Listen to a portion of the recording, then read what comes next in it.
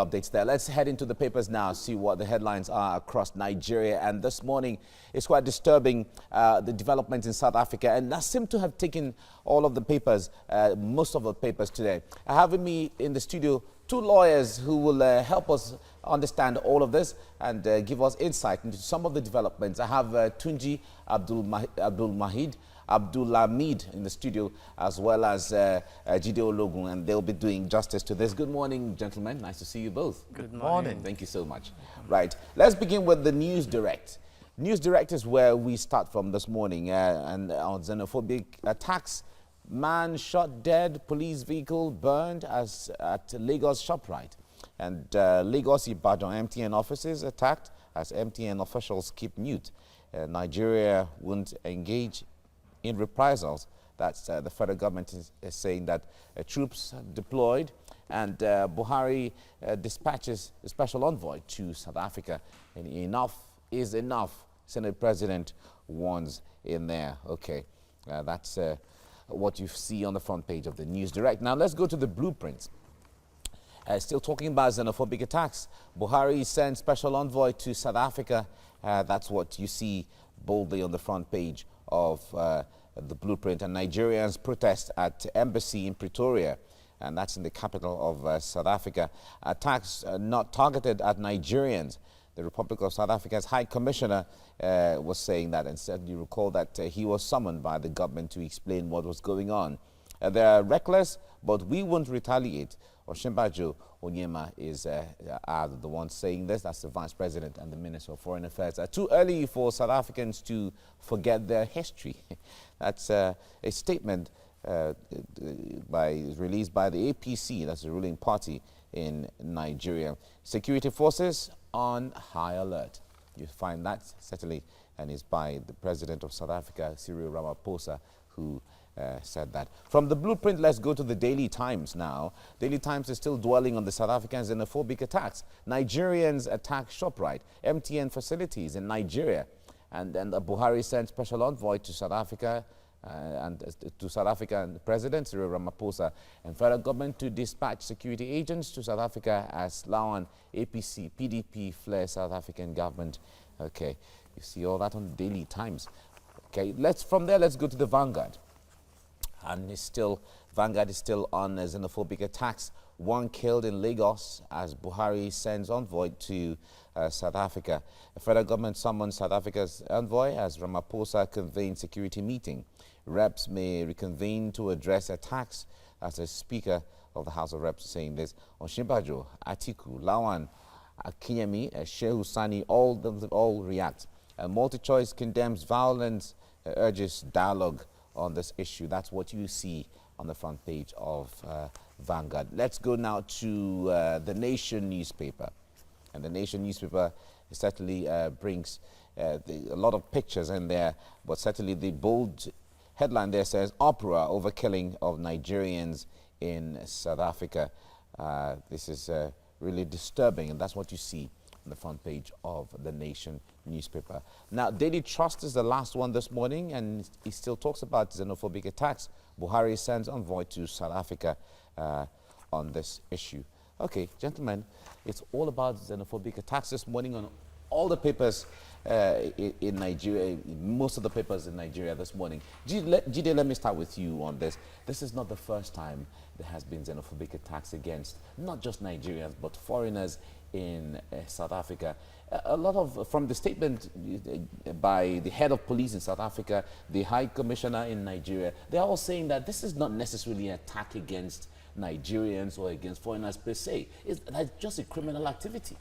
Yeah, it is, and it's an expression of frustration, if you ask me, because we expect that given what Nelson Mandela did to primarily fight apartheid, and Nigeria supported so much then, we can recall, and to position that nation on the path of prosperity. You will, from recent monitoring, you discover that the nation is far from prosperity, and the citizens who should be gainfully engaged are expressing their frustrations. And of course, when they see foreigners coming into their region and who appear to be benefiting, whether they too are running away from their local environment, seeking greener pastures, you know, you expect to see expressions like this. And of course, there are also allegations that some foreigners come to do illegal businesses, but that is why we have the government. These extrajudicial destruction and killings are not called for, but this is the picture of Africa, perhaps for now.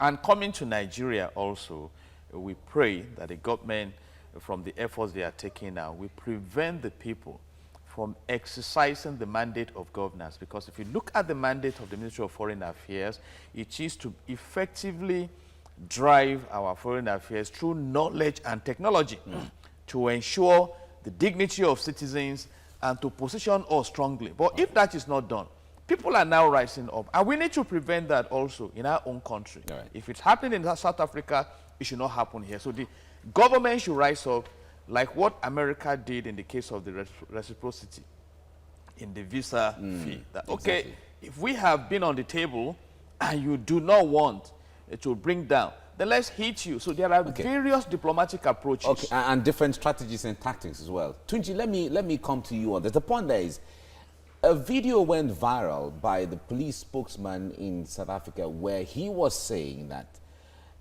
certain enclaves or certain regions are dominated 80%, he used the word 80% by foreigners, and that would not be acceptable.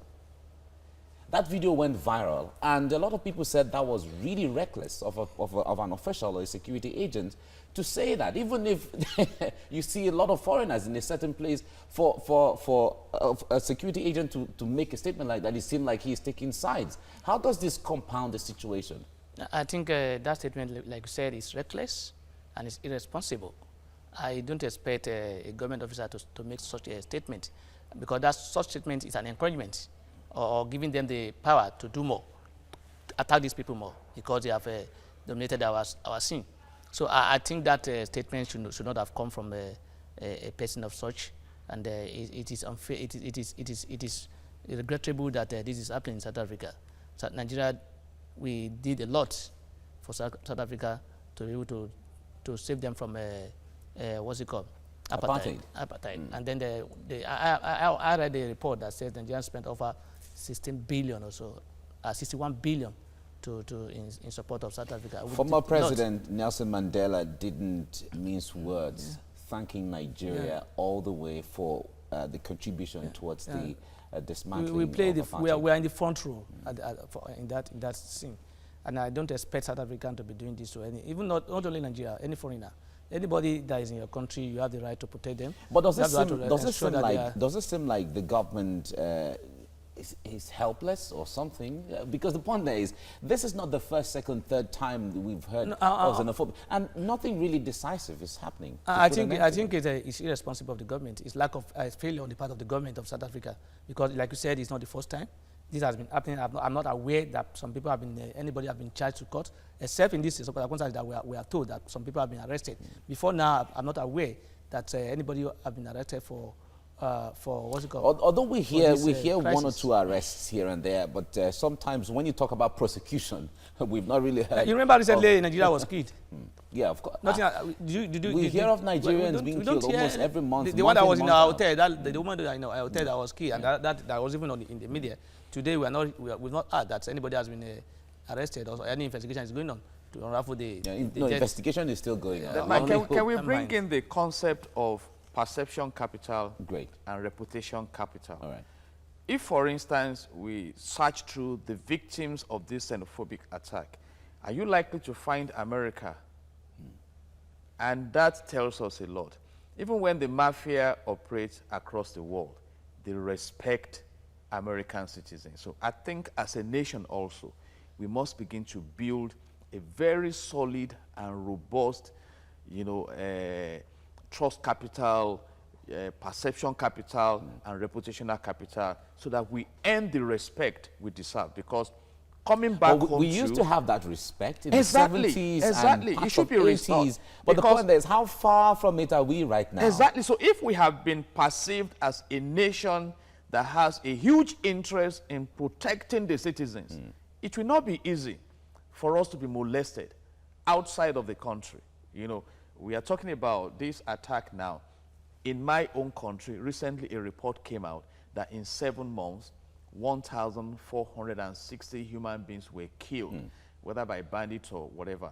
And if you divide if you divide that number of human beings killed by 7 months, it gives you about 208 souls wasted per month.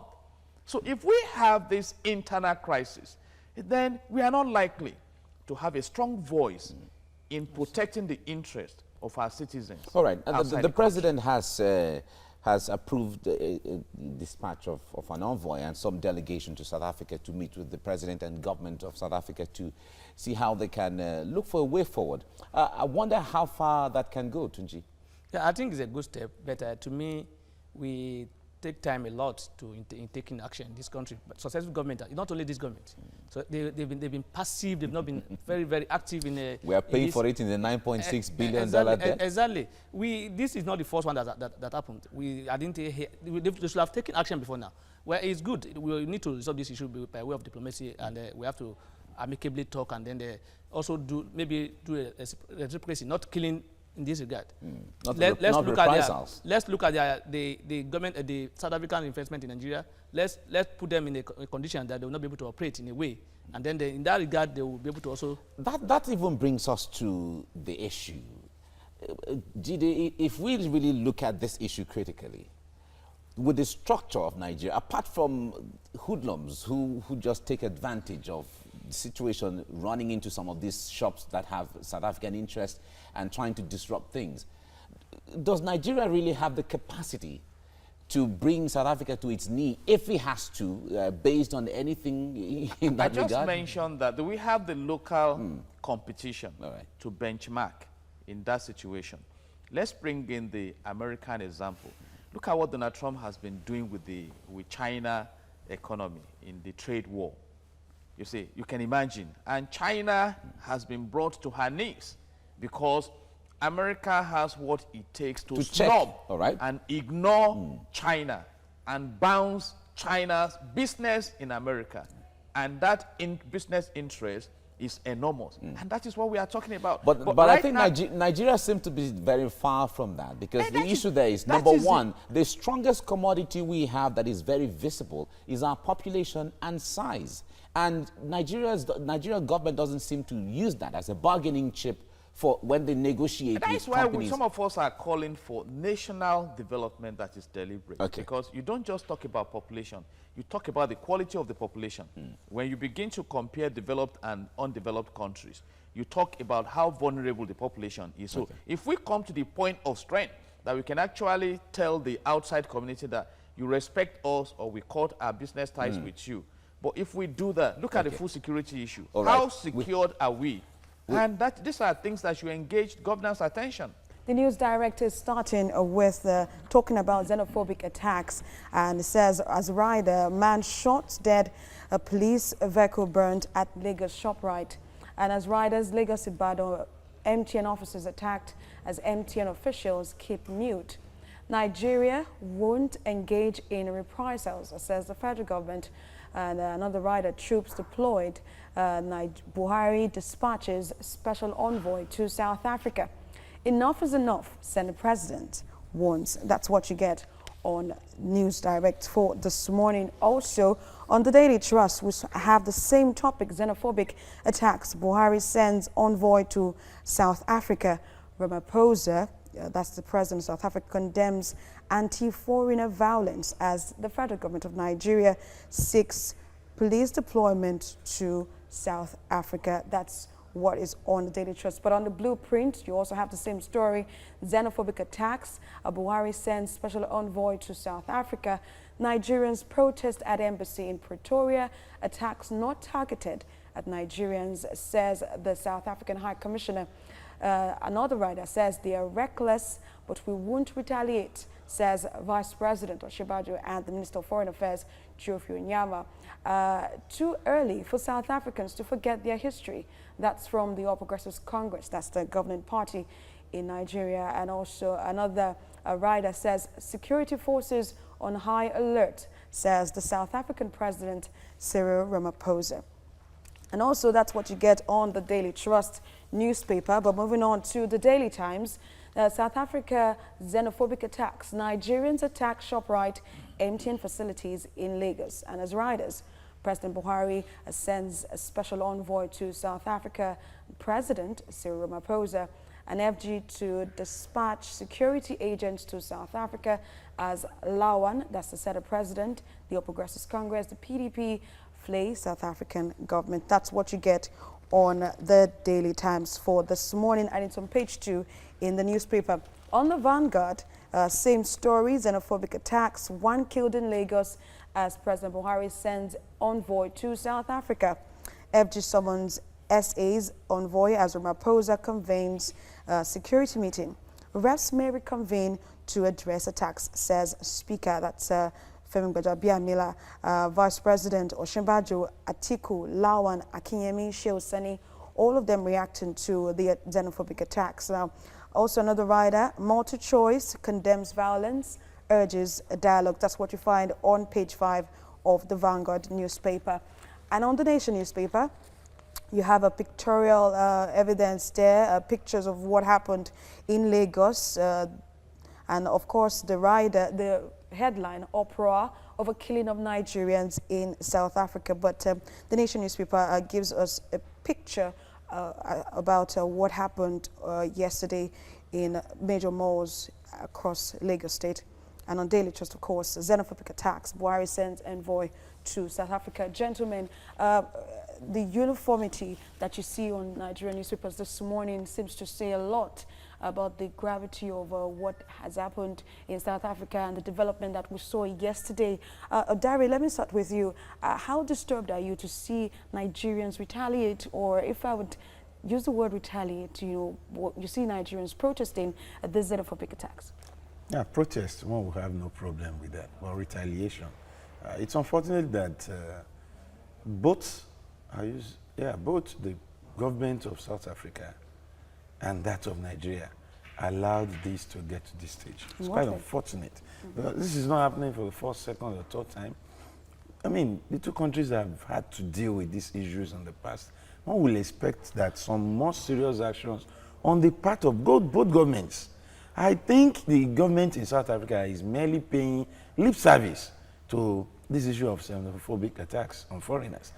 Over time, foreigners have been attacked, and the government, in our opinion, to the best of our knowledge, is yet to do anything serious. And on the part of our own government, this morning, I would have been happier to read that President Buhari has called the president of South Africa.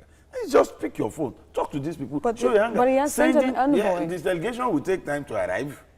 Then they will start discussing. Have we not sent delegations before? You see, some things need very drastic actions. It doesn't stop him, and he's the president, the other man there is the president. Call him, let's really get to the root of this.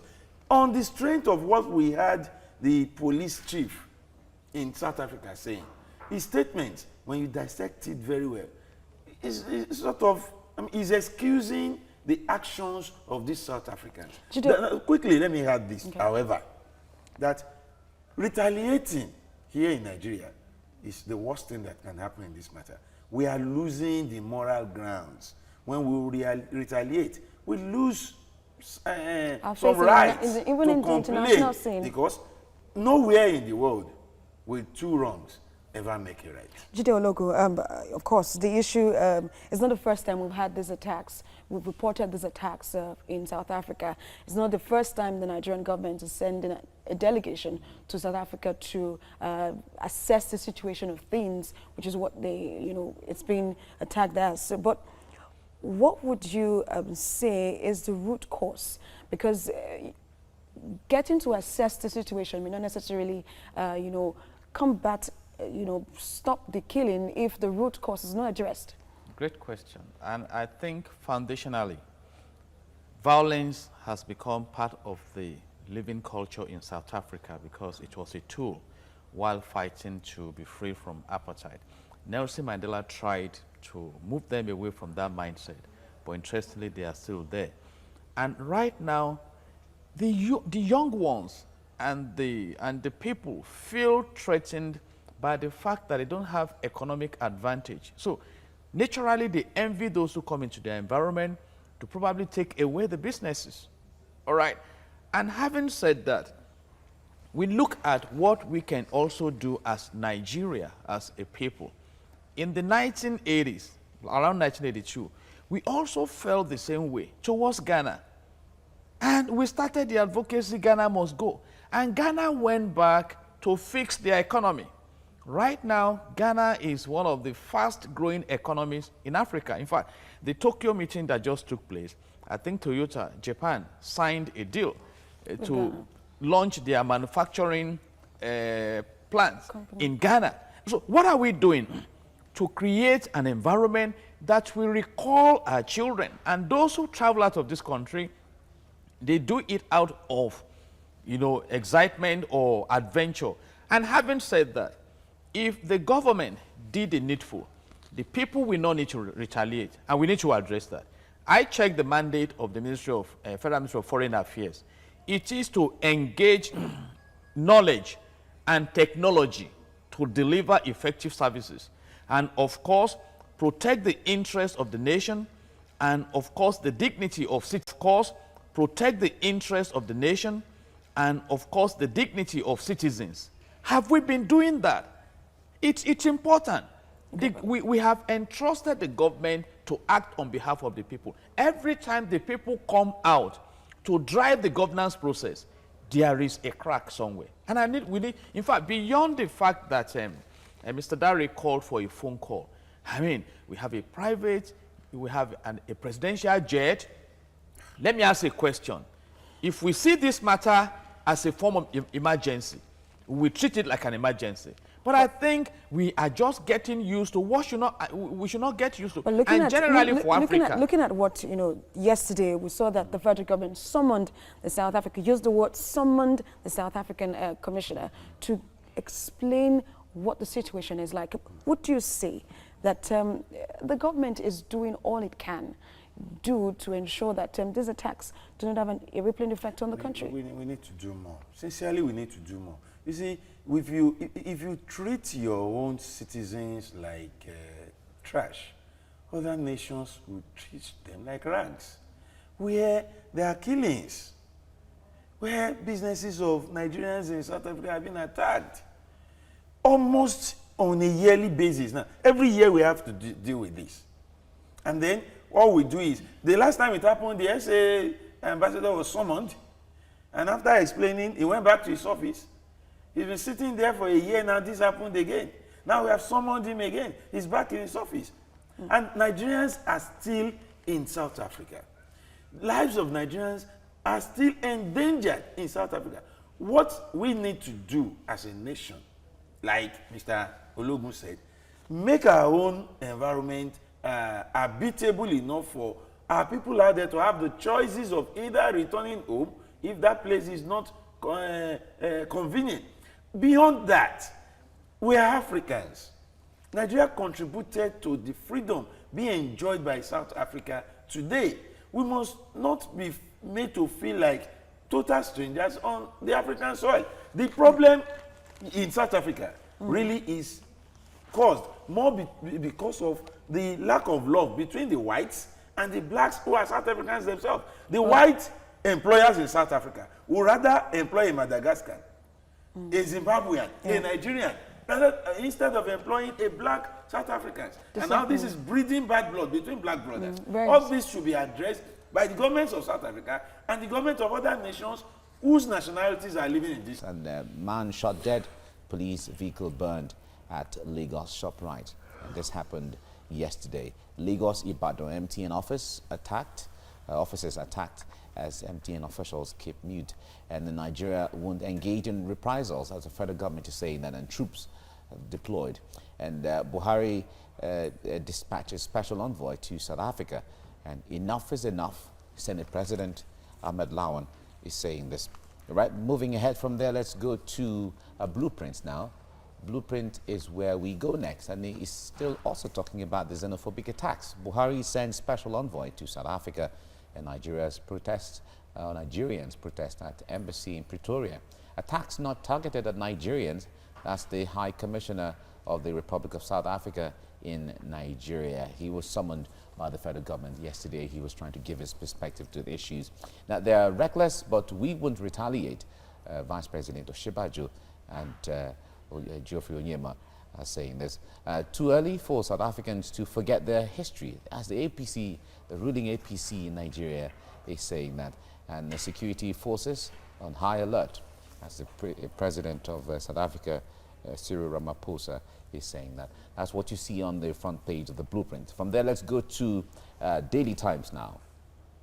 Daily Times is still dwelling on the South Africa xenophobic attacks. Nigerians attack ShopRite MTN facilities in Lagos. Buhari sends special envoy to South African President Cyril Ramaphosa. For the government to dispatch security agents to South Africa as Lawan, APC, PDP flares South African government. Okay, from there, let's go now to the Vanguard. Vanguard is where we go next, and is also dwelling on the xenophobic attacks. One killed in Lagos as Buhari sends envoy to South Africa. Federal government summons South Africa's envoy as Ramaphosa convenes security meeting. Reps may reconvene to address attacks.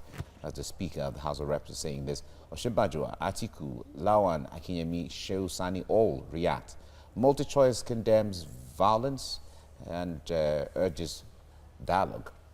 That's what you see on Vanguard. The Nation is next. Let's move on now and see what The Nation has. Uproar over killing of Nigerians in South Africa. That's what The Nation has there, with bold pictures of some of the burned fires and some of the disruption and also attempted looting in some of the shops that were in some parts of the city. Okay, from there, let's go to Daily Trust. Daily Trust is the last paper we're looking at this morning. And xenophobic attacks, Buhari sends envoy to South Africa. Ramaphosa condemns anti-foreigner violence as federal government seeks the police deployment to South Africa. That's what you see on Daily Trust. Okay, gentlemen, this is not the first time xenophobia has been on the front burner. Dari, I'd like to start with you on this. A lot of people have criticized the South African president and the South African government that they are not doing enough to handle this issue. It is one thing to condemn xenophobia. It is one thing to call for calm, but it's another thing to ensure that it doesn't happen again. Yeah, I quite agree with that school of thought.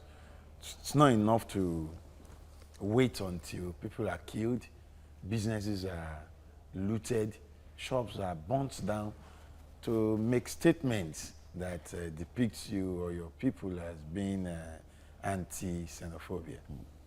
When it happens, we should have records of people being arrested, prosecuted and punished for these actions. Also, statements by some officials of the SA government and even some politicians in the ruling party appear to have been lending support to these attacks. For example, the deputy chief of police was recently videoed saying South Africans will not surrender South Africa to foreigners. It was video complaining that 80% of a particular location in the city, I mean in the country, is being inhabited by foreigners. He was videoed saying that they are afraid that their future generations may not have a country to call their own. He went as far as saying if care is not taken, a president of South African official may be a foreign national. These are provocative statements. And it seems to be reckless from a government official. If you place that side by side with the political permutations in South Africa itself, where the minority whites are still in control of economic strength, while the majority blacks hold on to political power. And the minority whites who have economic strength would rather prefer to deal with foreign nationals as far as jobs and businesses are concerned.